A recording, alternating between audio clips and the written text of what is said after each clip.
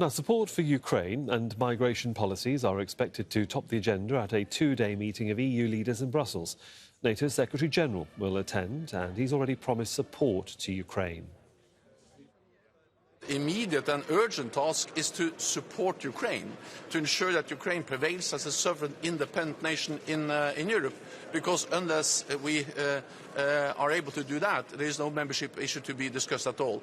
And let me also mention that this is also where an area where we see a link with the European Union, because of course the EU decision to grant Ukraine candidate status, of course, also has an impact on the discussions which are taking place within NATO. Together with the European Union, NATO allies have provided unprecedented support, and we are stepping up. Just over the last weeks, we have seen new announcements from EU, but also from NATO allies, of additional support, and also the training of the F-16 pilots have started. Well, we have Assed Baig standing by for us in Kyiv, but first let's cross over to Dominic Kane, who joins us now from Brussels. And Dominic, obviously a very lengthy agenda of what has to be discussed, but what are we expecting to come out of this summit? The first thing to say is that there are, as you say, many different elements on this agenda, here at this summit, particularly the situation in Ukraine, but there are many others insofar as the situation in Ukraine is concerned. We've heard from Jens Stoltenberg, Secretary-General of NATO, standing next to the President of the European Council, Charles Michel, effectively saying variations on the theme that the two institutions have said since the start of what Mr. Putin would call that special military operation, the war in Ukraine, as the rest of the world might see it. Unanimity of purpose about Ukraine and the financial aid that's been proffered to Ukraine insofar as the EPF is concerned. That is the European Peace Facility, which was mentioned by EU foreign ministers earlier this week.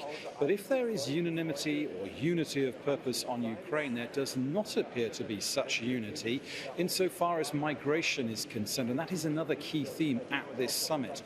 Certainly, there are two sides to the equation. Viewers might recall that 3 weeks ago in Luxembourg, EU interior ministers appeared to agree a deal by qualified majority voting. 21 nations out of the 27 voting for a deal on migration, 6 that did not vote for it.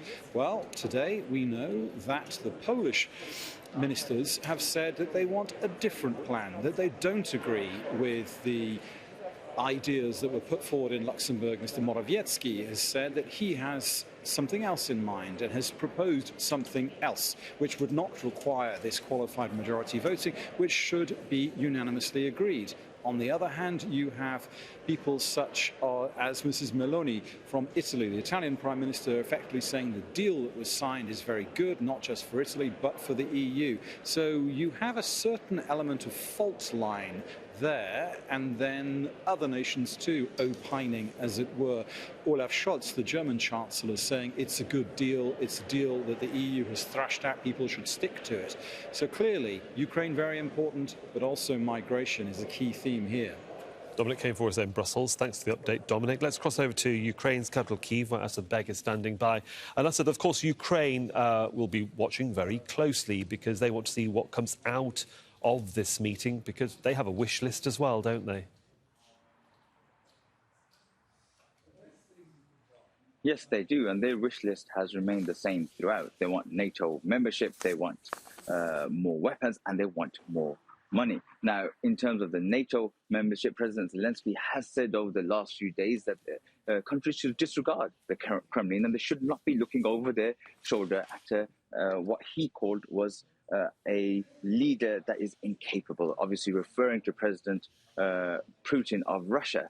But it's been very clear that NATO will not intervene directly in this conflict in Ukraine, and that Ukraine cannot join NATO before the war is over. Now, the EU MEPs voted earlier this month on a resolution calling on NATO to uphold or honor their agreement with Ukraine to join NATO, but obviously saying that that can only happen once the war is over. Now, Germany and the United States have been very wary of doing anything that will take them into active conflict with Russia. Russia has always said that NATO's expansion on Eastern Europe is evidence of hostility. But in terms of money, Ukraine has received considerable funds from around the world, especially the EU. Even this year's budget, Ukraine's national budget, 9 billion euros of that was from the EU. And the EU Commission met earlier this month, and they were proposing a special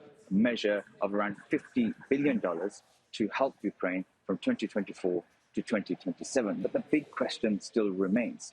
Everything hinges on when this war will end, and right now, nobody knows. We are hearing from the Ukrainians that they are making advances, although they are very minimal. The front lines still remain the same. There hasn't really been a breakthrough, but a lot of what Ukraine wants in terms of that NATO membership depends on when this war ends, but they're always looking for more weapons and more money. For the update, thanks so much, Assed Baig, for us there in Kyiv. Well,